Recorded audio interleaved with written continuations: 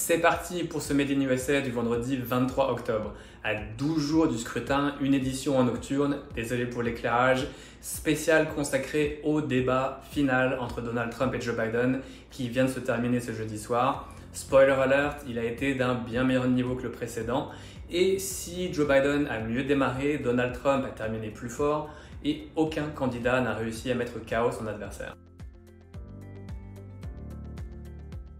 Donald Trump se moquait de Joe Biden planqué dans sa cave depuis 4 jours, et bien le démocrate en est sorti remonté.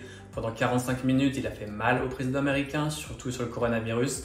Donald Trump a assuré que les États-Unis étaient sur la bonne direction contrairement à l'Europe, et Joe Biden a répondu, il a brandi son masque sur la scène dans un moment assez fort, en prédisant un hiver sombre pour les États-Unis avec potentiellement 200 000 morts de plus sur le Covid, et une punchline qui pourrait marquer les esprits à la fin.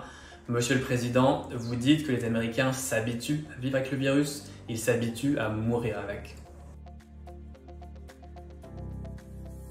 On s'y attendait, Donald Trump a mis sur la table ce qu'il appelle le laptop from hell, donc cet ordinateur portable qui appartiendrait conditionnel à Hunter Biden, le fils de l'ancien vice-président, et qui aurait été abandonné chez un réparateur avec des emails publiés au compte-gouttes depuis 15 jours par le New York Post et Fox News. Donald Trump a accusé Joe Biden d'être un politicien corrompu et de s'être enrichi en Chine et en Ukraine avec son fils, mais l'ancien vice-président était clairement préparé. Il a répondu « Je n'ai jamais touché un centime de l'étranger. J'ai publié 22 ans de mes déclarations d'impôts. Où sont les vôtres ?»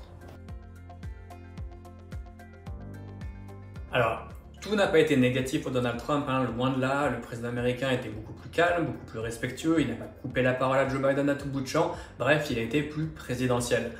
Et puis il a eu un gros moment à la fin, il a poussé Joe Biden à reconnaître qu'il était favorable à une transition pour sortir du pétrole. Quand il a entendu ça, Donald Trump, son visage s'est illuminé, il a dit « Allez dire ça à la Pennsylvanie, allez dire ça au Texas, à l'Oklahoma ». La campagne de Joe Biden, après le débat, a tenté de clarifier qu'il parlait uniquement de subventions, mais le mal est fait. On devrait voir ça tourner en boucle en Pennsylvanie et c'est l'État le plus important. Celui qui l'emporte a de fortes chances de remporter la présidentielle.